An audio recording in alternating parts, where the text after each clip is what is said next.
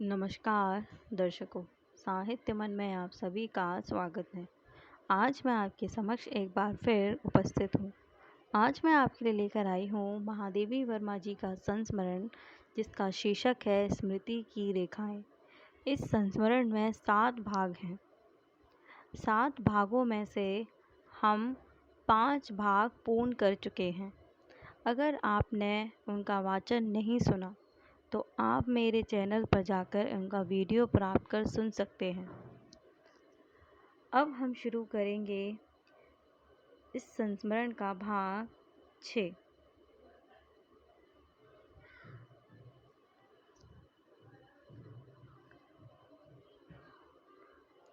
मेरी शरारती बरैठिन मुझे जिज्जी कहती है और उसका लड़का दमड़ी पुकारता है मौसी जी।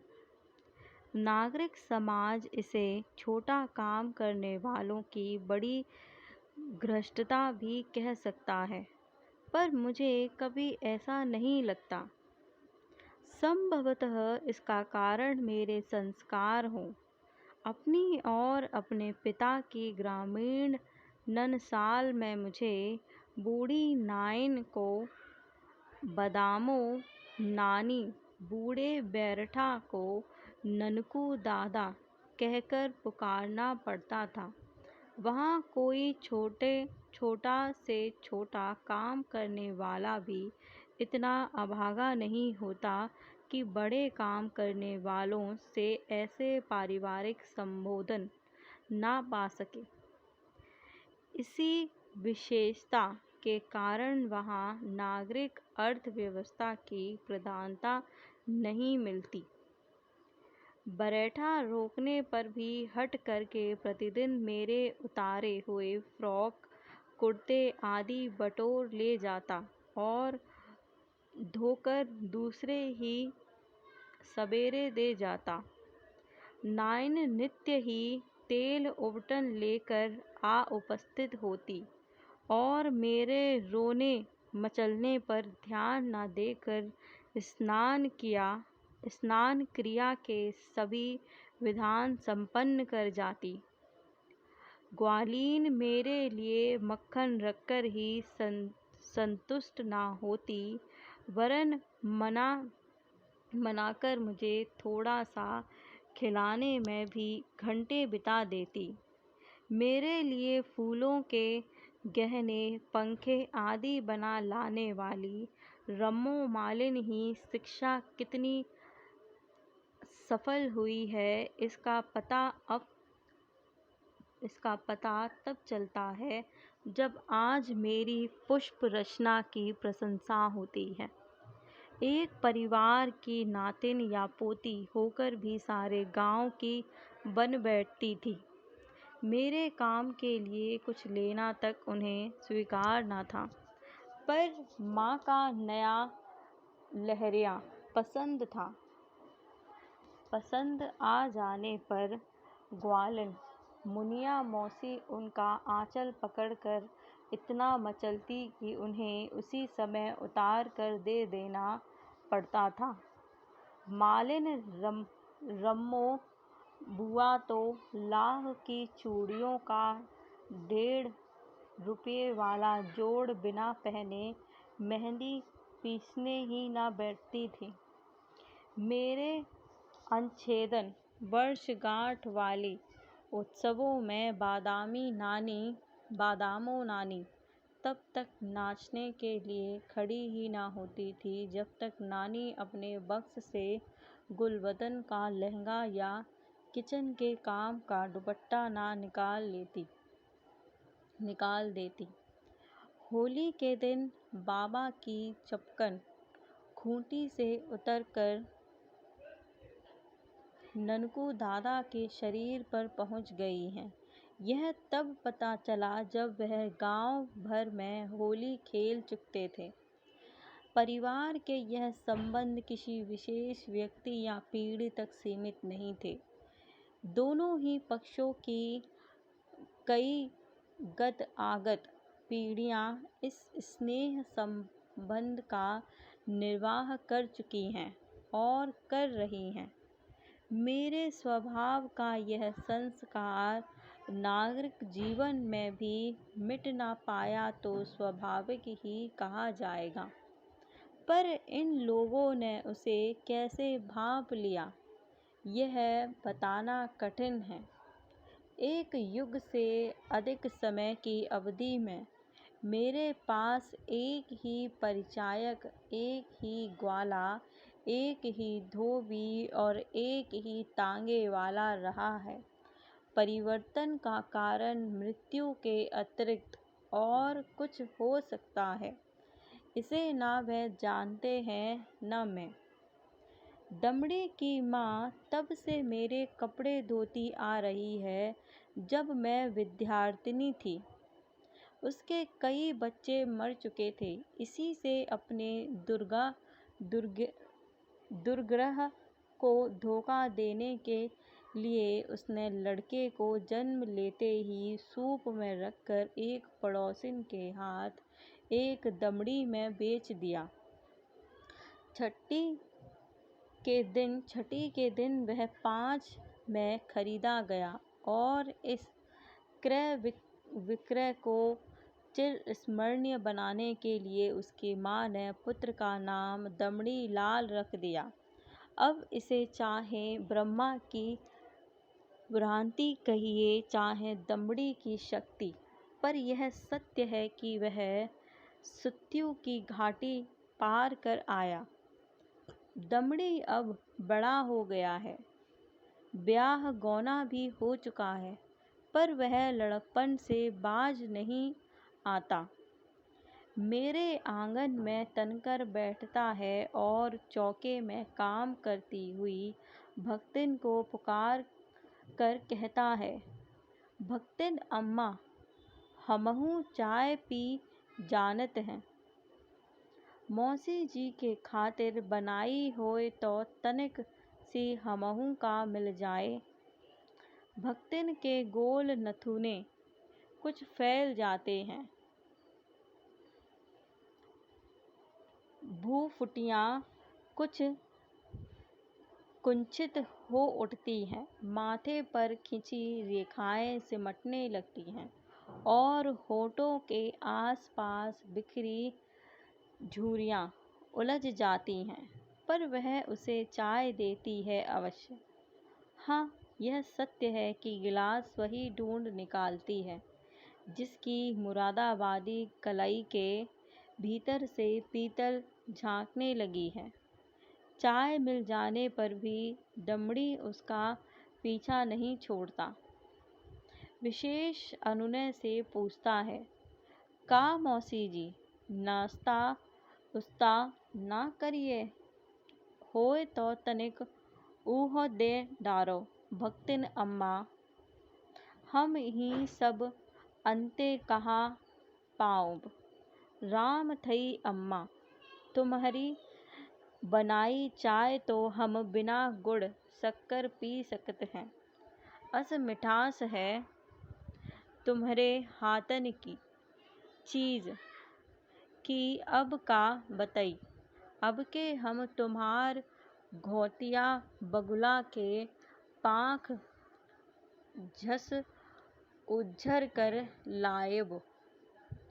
आंगन में गठरी पर बैठकर बिना कलई के मुरादाबादी गिलास में भक्तिन ने बनाई हुई चाय पीने वाले साहब को देखकर हंसी रोकना कठिन हो जाता है।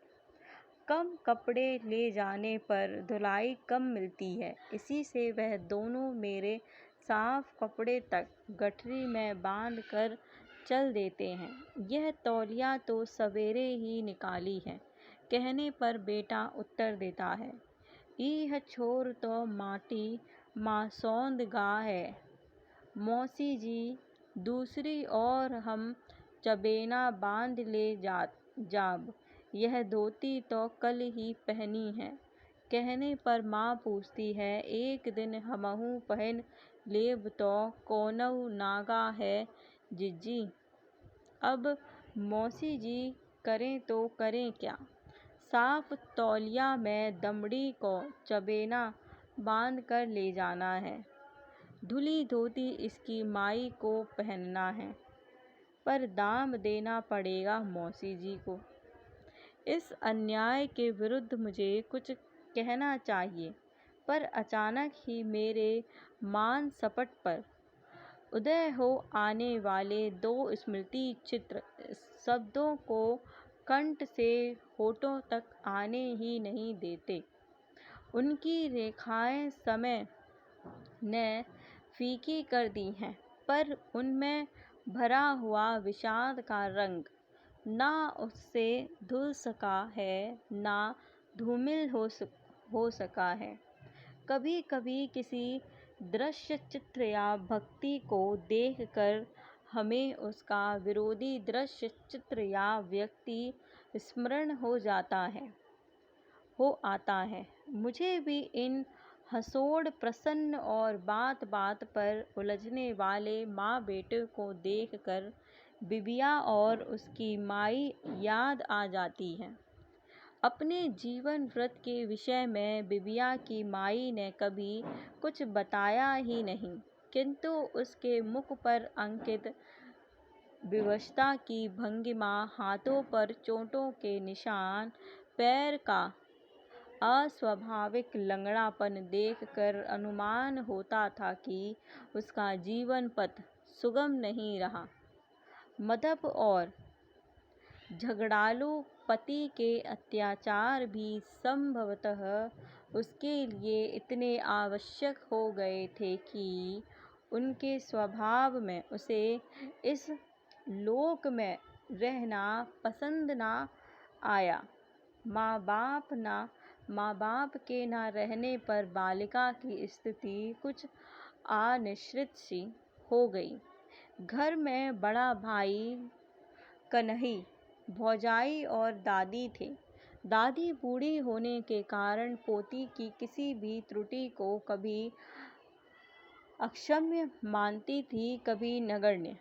ननद भौजाई के संबंध में परंपरागत वैषम्य था और बीच के कई भाई बहन मर जाने के कारण सबसे बड़े भाई और सबसे छोटी बहन में अवस्था का इतना अंतर था कि वह एक दूसरे के साथी ना हो सकते थे।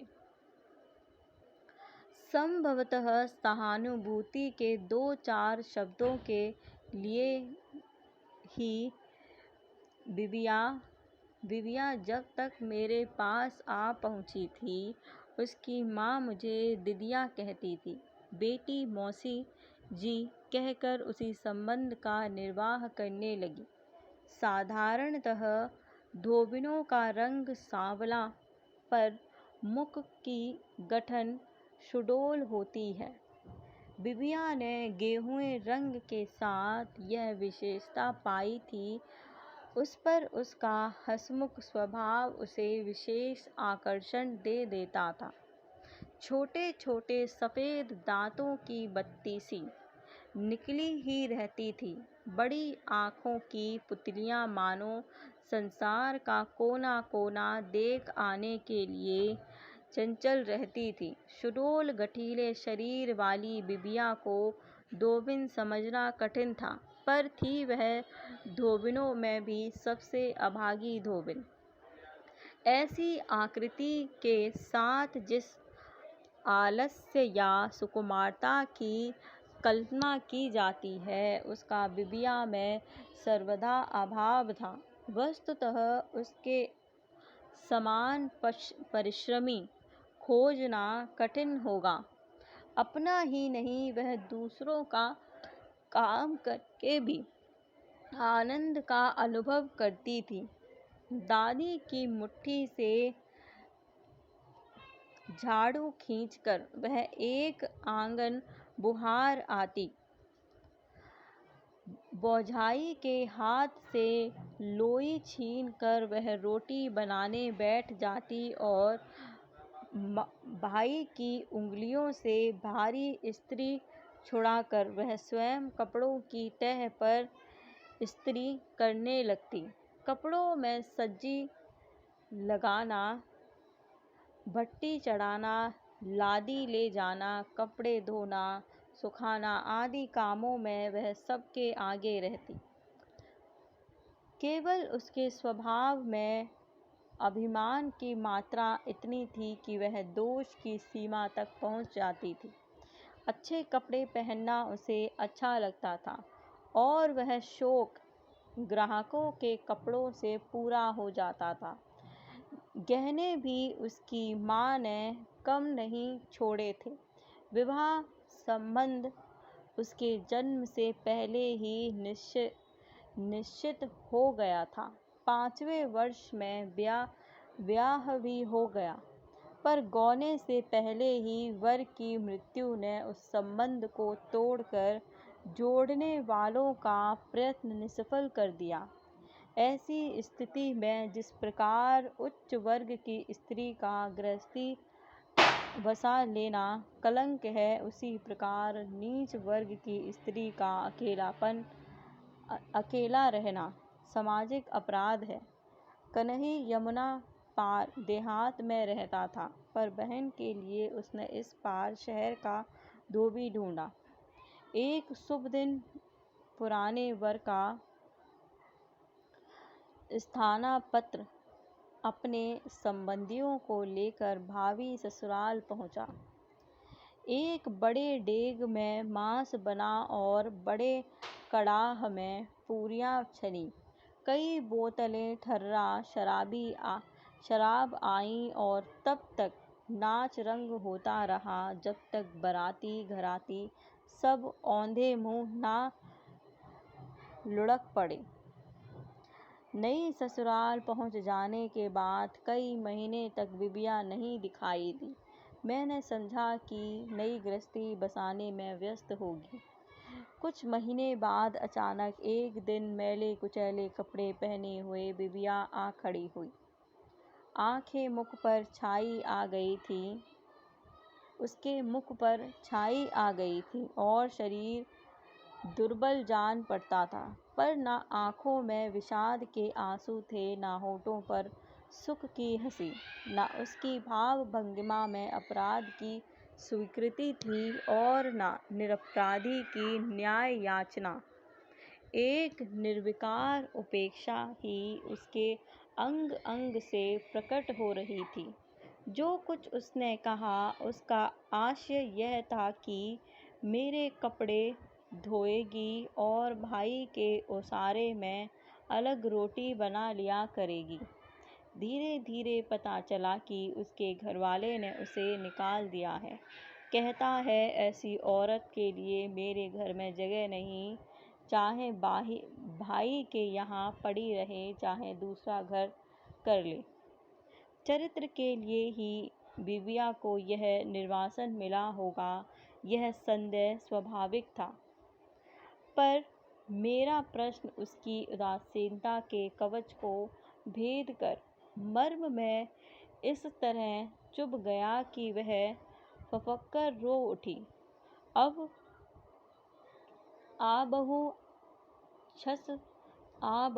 छस सोचे लागी मौसी जी, मैया तो सरगे गई, अब हमार नैया कसत पार लगी। उसका विषाद देखकर ग्लानि हुई, पर उसकी दादी से सब इतिवृत्त जानकर मुझे अपने ऊपर क्रोध ही आया।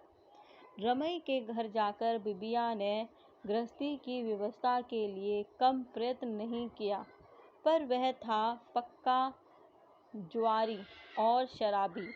यह अवगुण तो सभी बीवियों में मिलते हैं, सभी धोबियों में मिलते हैं, पर सीमातीत न होने पर उन्हें स्वाभाविक मान लिया जाता है। रमई पहले ही दिन बहुत रात गए नशे में धुत घर लौटा। घर में दूसरी स्त्री न होने के कारण नवागत बिबिया को ही रोटी बनानी पड़ी। वह विशेष यत्न से दाल तरकारी बनाकर रोटी सेकने के लिए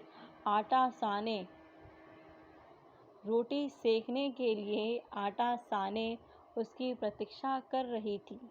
रमई लड़खड़ाता हुआ घुसा और उसे देख ऐसी घृणास्पद बातें बकने लगा कि वह धीरज खो बैठी। एक तो उसकी मिजाज में वैसे ही तेजी अधिक थी, दूसरे यह तो अपने घर में अपने पति से मिला अपमान था। बस वह जलकर कह उठी, चिल्लू भर पानी माँ डूब मरो। आपन ब्याहता महरारू से जस बतियात हो, जानो बेसवा के आए हो। छी छी। नशे में बेसुध होने पर भी पति ने अपने आप को अपमानित अनुभव किया। दांत निपोर और आंखें चढ़ाकर उसने अवज्ञा से कहा, व्याता, एक तो भच्च लिहीन अब दूसर के घर आई है, सती छीता बने खातिर। धन भाग परनाम पालागी। क्रोध न रोक सकने के कारण बिबिया ने चिमटा उठाकर उस पर फेंक दिया। बचने के प्रयास में वह लटपटा कर औंधे मुंह गिर पड़ा और पत्नी ने भीतर की अंधेरी कोठरी में घुसकर द्वार बंद कर लिया। सवेरे जब वह बाहर निकली तब घरवाला बाहर जा चुका था। फिर यह क्रम प्रतिदिन चलने लगा। शराब के अतिरिक्त उसे जुए का भी शौक था, जो शराब की लत से भी बुरा है। शराबी होश में आने पर मनुष्य बन जाता है, पर जुआरी कभी होश में आता ही नहीं। अतः उसके संबंध में मनुष्य बनने का प्रश्न उठता ही नहीं। रमई के जुए के साथी अनेक वर्गों से आए थे। कोई काछी था, कोई मोची था, कोई जुलाहा था तो कोई तेली। हार जीत की वस्तुएं भी विचित्र होती थी। कपड़ा, जूता, रुपया, पैसा, बर्तन आदि में से जो हाथ में आया वही दांव पर रख दिया जाता था। कोई किसी की घरवाली की हंसुली जीत लेता और कोई किसी की पतोहू के झुमके, कोई अपनी बहन की पहुंची हार जाता था और कोई नातिन के कड़े। सारांश यह है कि जुए के पहले चोरी डकैती की आवश्यकता भी पड़ जाती थी। एक बार रमई के जुए के साथी मियाँ करीम ने गुलाबी आंखें तरेर कर कहा, अरे दोस्त, तुम अच्छी छोकरी हत्या लाए हो, उसी को दाव पर क्यों नहीं रखते? किस्मत बर होते तो तुम्हारे सामने रुपये पैसे का ढेर लग जाएगा। ढेर। इस प्रस्ताव का सबने मुक्त कंठ से समर्थन किया। रमई बिबिया को रखने के लिए प्रस्तुत भी हो गया, पर न जाने उसे चिमटा स्मरण हो आया या लुआठी कि वह रुक गया। बहाना बनाया, आज तो रुपया गांठ में है, ना होगा तब मेहरारू और किस दिन के लिए होती है। बिबिया तक यह समाचार पहुँचते देर ना लगी। उस जैसी अभिमानिनी स्त्री के लिए यह समाचार पलीते में आग के समान हो गया। दुर्भाग्य से उसने एक दिन करीम मियाँ को अपने द्वार पर देख लिया। बस फिर क्या था, भीतर से तरकारी काटने का बड़ा चाकू निकालकर और बोहें टेढ़ी कर उसने उन्हें बता दिया कि रमई के ऐसी हरकत करने पर वह उन दोनों के पेट में यही चाकू भोंक देगी, फिर चाहे उसे कितना ही कठोर दंड क्यों न मिले, पर वह ऐसा करेगी अवश्य। वह ऐसी गाय बछिया नहीं है जिसे चाहे कसाई के हाथ बेच दिया जावे, चाहे बैतरनी पार उतरने के लिए महाब्राह्मण को दान कर दिया जाए। करीम मियाँ तो सन्न रह गए, पर दूसरे दिन जुए के साथियों के सामने उन्होंने रमई से कहा, ला हुला बिला लाहौल बिला कुव्वत, शरीफ आदमी के घर ऐसी औरत। मुई बुलोचिन की तरह बात बात पर छुरा चाकू दिखाती है। किसी दिन वह तुम पर भी वार करेगी बच्चू, संभले रहना। घर में कजा को बैठा कर चैन की नींद ले रहे हो। लखना अहिर सिर हिला हिलाकर गंभीर भाव से बोला, मेहरारूअन अब मन सेधुअन का मारे भरे घूमती है। राम राम, अब जानो कलयुग परगट दिखाए लागा। महगू काछी खात्र ज्ञान का परिचय देने लगा। ऊह देखो चीता रानी कस रही। उई निहार दिहिन तऊ न बोली, बिचरऊ बेटवन का लेके झारखंड माँ परी रही। खिलावन तेली ने समर्थन किया। ऊह तो सती सतवंती कही गई है। उनके बरे तो धरती माता फटी जाती रही। ईह सब का खाए है सती उई है। रमई बेचारा कुछ बोल ही ना सका। उसकी स्त्री की गणना सतियों में नहीं हो सकती। यह क्या कुछ कम लज्जा की बात थी। इस लज्जा और ग्लानि का भार वह उठा भी लेता, पर रात दिन भय की छाया में रहना तो दुर्वह था। जो स्त्री चाकू निकालते हुए नहीं डरती, वह क्या उसके उपयोग में डरेगी। रमई बेचारा सचमुच इतना डर गया कि स्त्री की छाया से बचने लगा। इसी प्रकार कुछ दिन बीते, पर अंत में रमई ने साफ साफ कह दिया कि वह बिबिया को घर में नहीं रखेगा। पंच परमेश्वर भी उसी के पक्ष में हो गए, क्योंकि वह सभी रमई के समान धर्मा थे।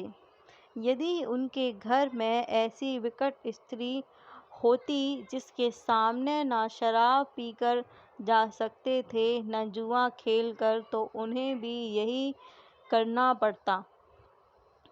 निरुपाय बिबिया घर लौट आई और सदा के समान रहने लगी।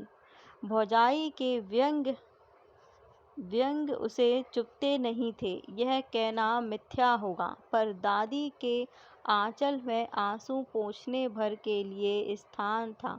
वह पहले से चौगुना काम करती थी। सबसे पहले उठती और सबके सो जाने पर सोती। न अच्छे कपड़े पहनती, न गहने, न गाती बजाती, न किसी नाच रंग में शामिल होती। पति के अपमान ने उसे मर्माहत कर दिया था, पर जाति बिरादरी में फैली बदनामी उसका जीना ही मुश्किल किए दे रही थी। ऐसी सुंदर और मेहनती स्त्री को छोड़ना सहज नहीं है। इसी से सब ने अनुमान लगा लिया कि उसमें गुणों से भारी कोई दोष होगा। कन्हई ने एक बार फिर उसका घर बसा देने का प्रयत्न किया। इस बार उसने निकटवर्ती गांव में रहने वाले एक विधुर, अधेड़ और 5 बच्चों के बाप को बहनोई पद के लिए चुना। पर बिबिया ने बड़ा कोलाहल मचाया, कई दिन अनशन किया, कई घंटे रोती रही। दादा अब हम ना जाब, चाहे मूड फौरी के मर जाब, मुदा माई बाबा कर देहरिया ना छाड़ब आदि आदि कहकर उसने कन्हई को निश्चय से विचलित करना चाहा, पर उसके सारे प्रयत्न निष्फल हो गए। भाई के विचार में युवती बहन को घर में रखना आपत्ति मोल लेना था। कहीं उसका पैर ऊंचे नीचे पड़ गया तो भाई का हुक्का पानी बंद हो जाना स्वाभाविक था। उसके पास इतना रुपया भी नहीं था जिससे पंच देवताओं की पेट पूजा करके जात बिरादरी में मिल सके। अंत में बिबिया की स्वीकृति उदासीनता के रूप में प्रकट हुई। किसी ने उसे गुलाबी धोती पहना दी, किसी ने आँखों में काजल की रेखा खींच दी और किसी ने परलोकवासिनी सपत्नी के कड़े पछेली से पाँव हाथ सजा दिए। इस प्रकार बिबिया ने फिर ससुराल की ओर प्रस्थान किया। जब 1 वर्ष तक मुझे उसका कोई समाचार न मिला, तब मैंने आश्वस्त होकर सोचा कि वह जंगली लड़की अब पालतू हो गई। मैं ही नहीं, उसके भाई भौजाई दादी आदि संबंधी भी जब कुछ निश्चित हो चुके, तब एक दिन अचानक सुना कि वह फिर नहर लौट आई है। इतना ही नहीं, इस बार उसके कलंक की कालिमा अधिक गहरी हो गई थी, पर मेरे पास वह कुछ कहने सुनने नहीं आई। पता चला वह ना घर का ही कोई काम करती थी और ना बाहर ही निकलती थी। घर की उसी अंधेरी कोठरी में, जिसके एक कोने में गधे के लिए घास भरी थी और दूसरे में ईंधन कोयले का ढेर लगा था, वह मुंह लपेटे पड़ी रहती थी। बहुत कहने सुनने पर 2 कौर खा लेती, नहीं तो उसे खाने पीने की भी चिंता नहीं रहती।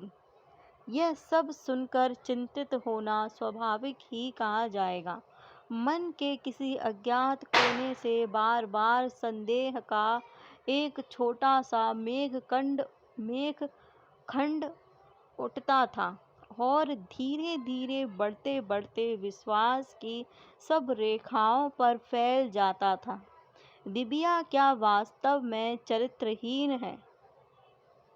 यदि नहीं तो वह किसी घर में आदर का स्थान क्यों नहीं बना पाती? उससे रूप गुण में बहुत तुच्छ लड़कियां भी अपना अपना संसार बसाए बैठी हैं।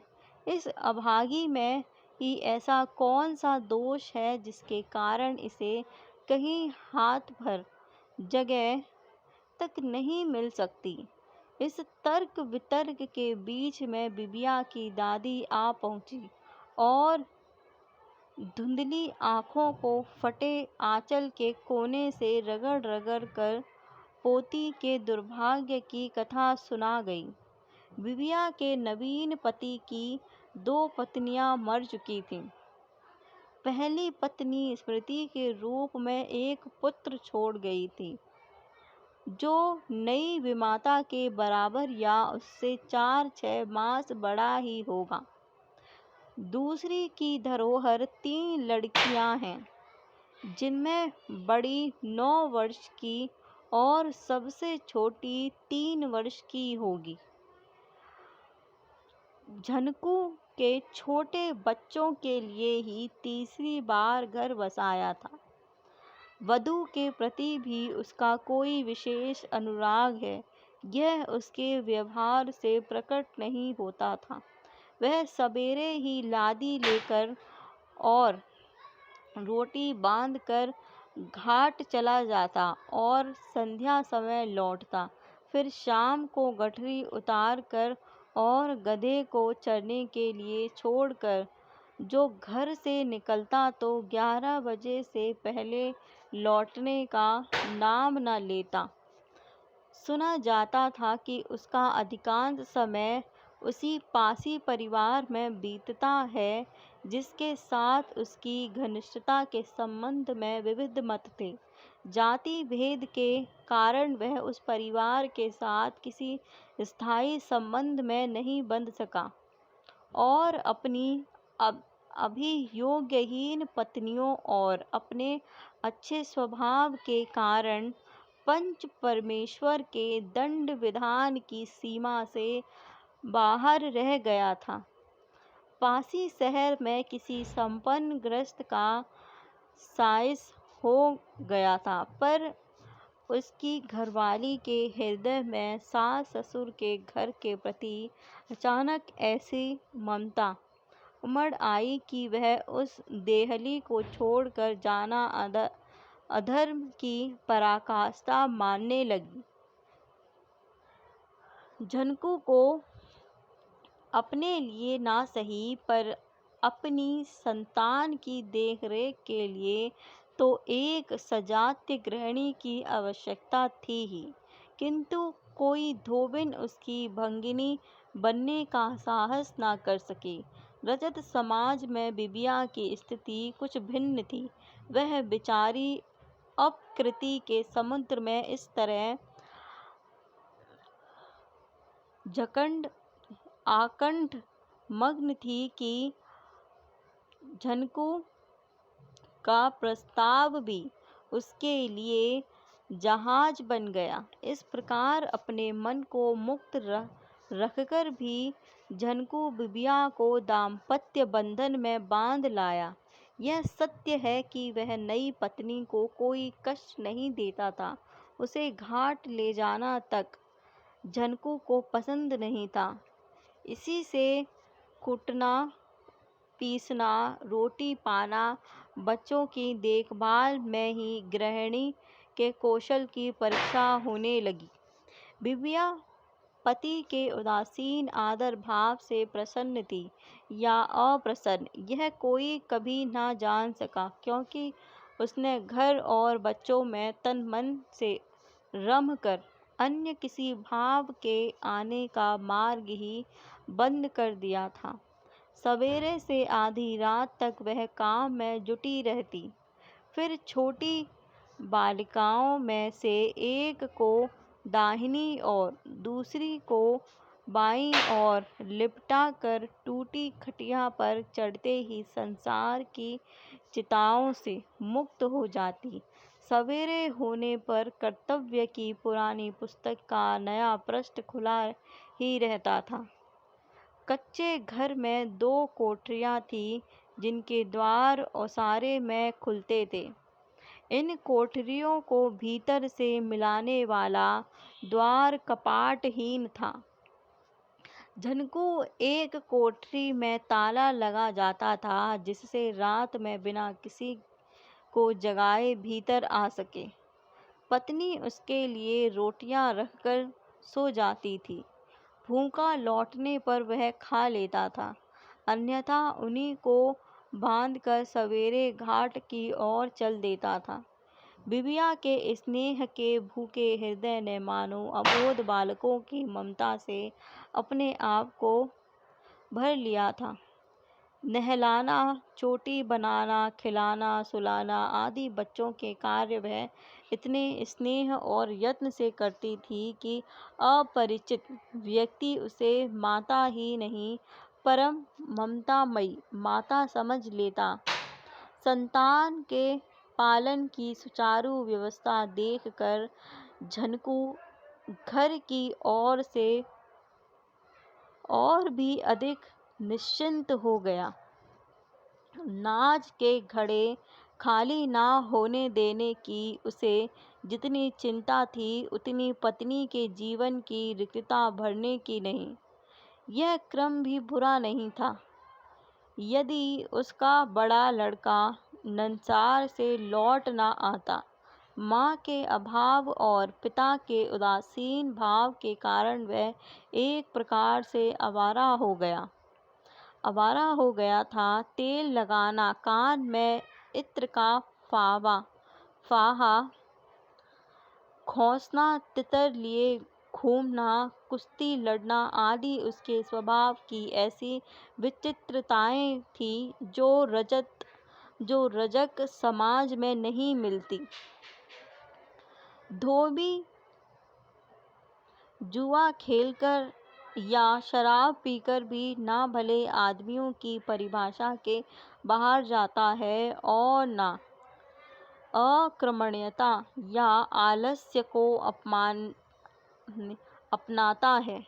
उसे आजीविका के लिए जो कार्य करना पड़ता है उसमें आलस्य का बेईमानी के लिए स्थान नहीं रहता। मजदूर मजदूरी के समय में से कुछ क्षणों का अव्यय करके या शराब काम करके बच सकता है, पर खराब काम करके बच सकता है, पर धोबी ऐसा नहीं कर पाता। उसे ग्राहक को कपड़े ठीक संख्या पे लौटाने होंगे। उजले धोने में पूरा परिश्रम करना पड़ेगा। कलफ स्त्री में औचित्य का प्रश्न न भूलना होगा। यदि वह इन सब कामों के लिए आवश्यक समय का अव्यय करने लगे तो महीने में 4 खेप न दे सकेगा और परिणामतः जीविका की समस्या उग्र हो उठेगी। संभवतः इसी से कर्म तत्परता ऐसी सामान्य विशेषता है जो सब प्रकार के भले बुरे धोबियों में मिलती है। उसकी मात्रा में अंतर हो सकता है, पर उसका नितांत अपवाद है। झनकू का लड़का बिखन ऐसा ही अपवाद था। पिता ने प्रयत्न करके एक गरीब धोबिन की बालिका से उसका गठबंधन कर दिया था, किंतु जमाता को सुधरते न देख उसने अपनी कन्या के लिए दूसरा कर्मठ पति खोजकर उसी के साथ गौने की प्रथा पूरी कर दी। इस प्रकार बिखन ग्रस्त भी न बन सका। सदग्रस्त बनने की बात तो दूर रही, पिता स्वयं ऐसी स्थिति में नहीं था कि पुत्र को उपदेश दे सकता, पर अंत में उसके व्यवहार से थक कर उसने उसे निर्वासन का दंड दे डाला। इस प्रकार विमाता के आने के समय वह नाना नानी के घर रहकर तितर लड़ाने और पतंग उड़ाने में विशेषज्ञता प्राप्त कर रहा था। पिता ने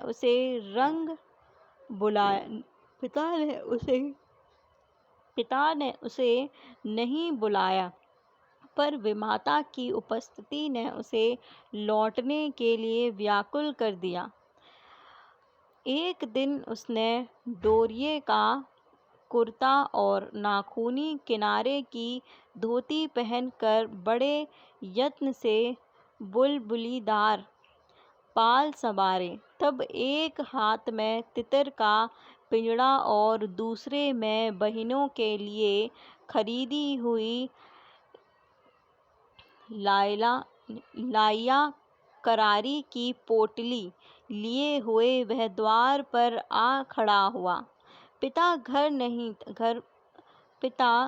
नहीं था, पर विमाता ने सौतेले बेटे के स्वागत सत्कार में त्रुटि नहीं होने दी। लोटे भर पानी में खांड घोलकर उसे शरबत पिलाया।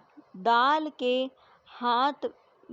के साथ बैंगन का भरता बनाकर रोटी खिलाई और दूसरी कोठरी में खटिया बिछाकर उसके विश्राम की व्यवस्था कर दी। पिता पुत्र का साक्षात स्नेह मिलन नहीं हो सका, क्योंकि एक और अनिश्चित आशंका थी और दूसरी और निश्चित अवज्ञा। झनकू ने उसे स्पष्ट शब्दों में बता दिया कि भले मानस के समान न रहने पर वह उसे तुरंत निकाल बाहर करेगा। भीकर ने होठ बिचका, आँख मिचका और अवज्ञा से मुख फेर कर पिता का आदेश सुन लिया पिता का आदेश सुन लिया, पर भले मानस बनने के संबंध में अपनी कोई स्वीकृति नहीं दी। चरित्रहीन व्यक्ति दूसरों पर कितना संदेह करता है, उतना विचित्र नहीं। झनकू भी इसका अपवाद नहीं था। अब तक जिस पत्नी के लिए उसने रत्ती भर चिंता का कष्ट नहीं उठाया, उसी की पहरेदारी का पहाड़ सा भार वह सुख से ढोने लगा। समय पर घर लौट आता, पुत्र पर कड़ी दृष्टि रखता और पत्नी के व्यवहार में परिवर्तन खोजता रहता, पर पिता की सतर्कता की अवज्ञा करके पुत्र विमाता के आसपास मंडराता रहता। जहाँ वह बर्तन मांजती, वहीं वह तितर चुगाने बैठ जाता। जब वह कपड़े सुखाती, तभी बाहर नंगे बदन बैठकर मांसल हाथ पैरों में तेल मलता।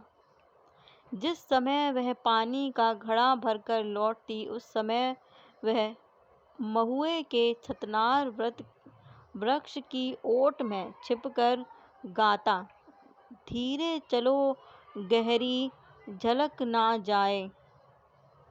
एक दिन रोटी खाते समय उसकी सरसता इस सीमा तक पहुंच गई कि विमाता जलती लुहाटी चूल्हे से खिंचकर बोली, हम तोहार बाप कर मेहरारू हई, अब भाका कुमाखा सुनब तो तोहार पिठिया के चमड़ी ना बची। विमाता के इस अभूतपूर्व व्यवहार से पुत्र लज्जित ना होकर क्रुद्ध हो उठा। इस प्रकार के पुरुषों को अपनी नारी मोहिनी विद्या का बड़ा गर्व रहता है।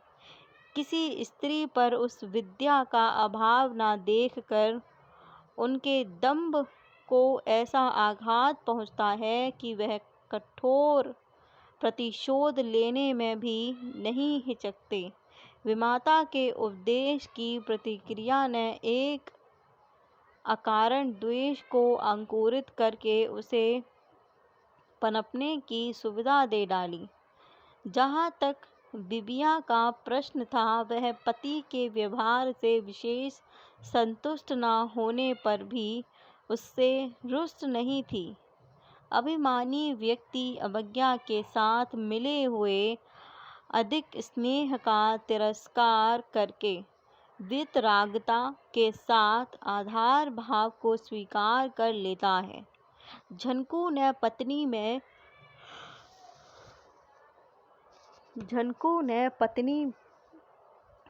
में अनुराग न रखने पर भी अन्य धोबियों के समान उसका अनादर नहीं किया। यह विशेषता बिबिया जैसी स्त्री के लिए स्नेह से अधिक मूल्य रखती थी। इसी से वह रोम रोम से कृतज्ञ हो उठी। उसके क्रूर अदृष्ट ने यदि परिहास में यह सौतेला पुत्र ना भेज दिया होता, तो वह उसी घर में संतोष के साथ शेष जीवन बिता देती। पर उसके लिए इतना सुख भी दुर्लभ हो गया। भीकन के व्यवहार में अब विमाता के प्रति ऐसा कृत्रिम घनिष्ठ भाव व्यक्त होने लगा कि वह आतंकित हो उठी। घर की शांति न भंग करने के विचार से ही उसने गृहस्वामी के निकट कोई अभियोग नहीं उपस्थित किया, पर अपने मौन के कठोर परिणाम तक उसकी दृष्टि नहीं पहुँच सकी। पुत्र दूसरों के सामने विमाता की चर्चा चलते ही एक विचित्र लज्जा और मुग्धता का अभिनय करने लगा और उसके साथी उन दोनों के संबंध में दंत कथाएं फैलाने लगे। घरों में धोबिने बिबिया के छलछंद की नीचता और अपने पतिव्रत की उच्चता पर टीका टिप्पणी करके पतियों से हंसली कड़े के रूप में सदाचार के प्रमाण पत्र मांगने लगी। खाट पर झनकू की श्रवण सीमा में बैठकर धोबी अपने आप को त्रिया चरित्र का ज्ञाता प्रमाणित करने लगा। पत्नी के अनाचार और अपनी कायरता का ढिंढोरा पीटते देखकर झनकू का धैर्य सीमा तक पहुंच गया तो आश्चर्य नहीं। एक दिन जब वह घाट से भरा हुआ लोटा आ रहा था तब मार्ग में लड़का मिल गया। बस झनकू ने आव देखा न ताव, गधा हाँकने की लकड़ी से ही वह उसकी मरम्मत करने लगा। पुत्र ने सारा दोष विमाता पर डालकर अपनी व्यवस्था का रोना रोया और अपने दुष्कृत्य पर लज्जित होने का स्वांग रचा। इस प्रकार भीकन का प्रतिशोध अनुष्ठान पूरा हुआ। झनकू यदि चाहता तो पत्नी से उत्तर मांग सकता था, पर उसे उसके दोष इतने स्पष्ट दिखाई देने लगे कि उसने इस शिष्टाचार की आवश्यकता ही नहीं समझी। बिबिया ने एक बार भी गहने कपड़े के लिए हट नहीं किया। वह एक दिन भी पति की स्नेह पात्री की द्वंद्व युद्ध के लिए ललकारने नहीं गई और वह कभी पति की उदासीनता का विरोध करने के लिए कोप भवन में नहीं बैठी। इन त्रुटियों से प्रमाणित हो जाता था कि वह पति में अनुराग नहीं रखती और जो अनुरक्त नहीं वह विरक्त माना जाएगा। फिर जो एक और विरक्त है उसके किसी दूसरी और अनुरक्त होने को लोग अनिवार्य समझ बैठते हैं। इस तर्क क्रम से जो दोषी प्रमाणित हो चुका हो उसे सफाई देने का अवसर देना, पुरस्कृत करना है। उसके लिए सबसे उत्तम चेतावनी दंड प्रयोग ही हो सकता है। उस रात प्रथम बार बिबिया पीटी गई। लात, घूंसा, थप्पड़, लाठी आदि का सुविधा अनुसार प्रयोग किया गया, पर अपराधिनी ने न दोष स्वीकार किया, न क्षमा मांगी और न रोई चिल्लाई। इच्छा होने पर बिबिया लात घूंसे का उत्तर बेलन चिमटे से देने का सामर्थ्य रखती थी, पर वह झनकू का इतना आदर करने लगी थी कि उसका हाथ न उठ सका। पत्नी के मौन को भी झनकू ने अपराधों की सूची में रख लिया और मारते मारते थक जाने पर उसे ओसारे में ढकेल और किवाड़ बंद कर वह हांफता हुआ खाट पर पड़ रहा। बिबिया के शरीर पर घूंसों के भारीपन के स्मारक घुम्मड़ उभर आए थे। लकड़ी के आघातों की संख्या बताने वाली नीली रेखाएं खिंच गई थीं और लातों की सीमा नापने वाली पीड़ा जोड़ों में फैल रही थी। उस पर द्वार का बंद हो जाना उसके लिए क्षमा की परिधि से निर्वासित हो जाना था। वह अंधकार में अदृश्य ही रेखा जैसी पगडंडी पर गिरती पड़ती, रोती कराहती अपने नहर की ओर चल पड़ी। झनकू को पति का कर्तव्य सिखाने के लिए कभी एक पंच देवता भी आविर्भूत नहीं हुए, पर बिबिया को कर्तव्यच्युत होने का दंड देने के लिए उनकी पंचायत बैठी। भीषण ने विमाता के प्रलोभनों की शक्ति और अपनी अबोध दुर्बलता की कल्पित कहानी दोहराकर क्षमा मांगी। इस क्षमा याचना में जो कोर कसर रह गई उसे उसने मामा, नाना आदि के रुपयों ने पूरा कर दिया। दूसरे की दुर्बलता के प्रति मनुष्य का ऐसा स्वाभाविक आकर्षण है कि वह विचित्र ही त्रुटियों के लिए दुष्चरित्र को भी प्रमाण मान लेता है।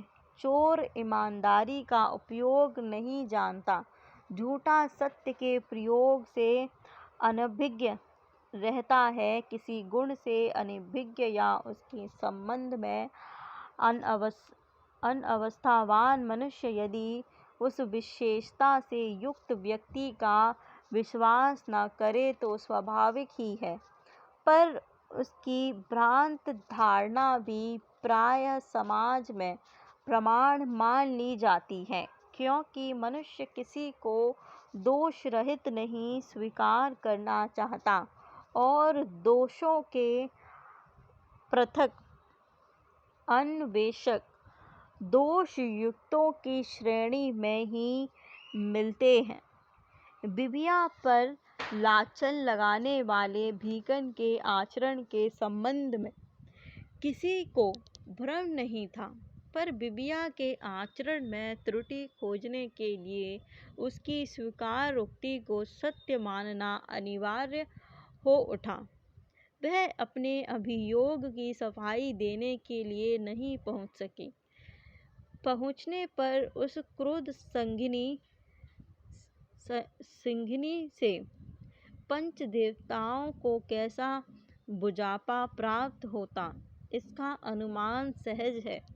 बिबिया की दादी मर चुकी थी, पर भाई चिर दुखनी बहन को घर से निकाल देने का साहस न कर सका। इसी से बिरादरी में उसका हुक्का पानी बंद हो गया। इसी बीच ज्वर के कारण मुझे पहाड़ जाना पड़ा। जब कुछ स्वस्थ होकर लौटी तब बिबिया की खोज की। पता चला कि वह न जाने कहाँ चली गई और बहन की कलंक कालिमा से लज्जित भाई ने प्रतापगढ़ जिले में जाकर अपने ससुर के यहाँ आश्रय लिया। बहन से छुटकारा पाकर कन्हई खिन्न हुआ या नहीं, इसे कोई नहीं बता सका, पर परोक्ष ससुर की कृपा से वह बिरादरी में बैठने का सुख पा सका, इसे सब जानते थे। गांव के रजक समाज में बिबिया के संबंध में एक मत नहीं था। कुछ उसके अनाचार में विश्वास रखने के कारण उसके प्रति कठोर थे और कुछ उसकी भूलों को भाग्य का अमट विधान मानकर सहानुभूति के दान में उदार थे। एक वृद्धा ने बताया कि भाई का हुक्का पानी बंद हो जाने पर वह बहुत खिन्न हुई। फिर बिरादरी में मिलने के लिए 200 रुपये खर्च करने पड़ते, पर इतना तो कन्हई जन्म भर जमा कर भी ना जोड़ सकता था। इन्हीं कष्ट के दिनों में भतीजे ने जन्म लिया। भौजाई वैसे ही ननद से प्रसन्न नहीं रहती थी। अब तो उसे सुना कर अपने दुर्भाग्य और पति की मंद बुद्धि पर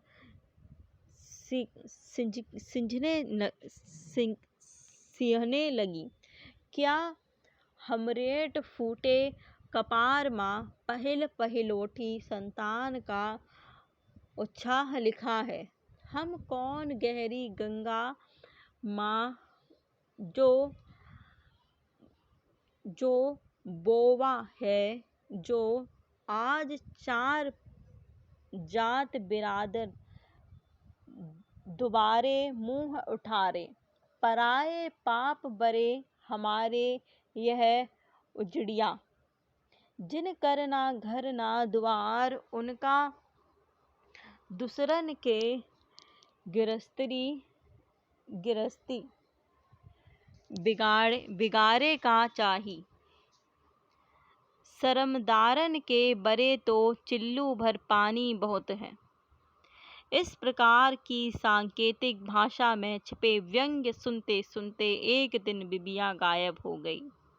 सबको उसके बुरे आचरण पर इतना आर्थिक विश्वास था कि उन्होंने उसके इस तरह अंतर्धान हो जाने को भी कलंक मान लिया। वह अच्छी गृहस्थिन नहीं थी, अतः किसी के साथ कहीं चले जाने के अतिरिक्त वह एक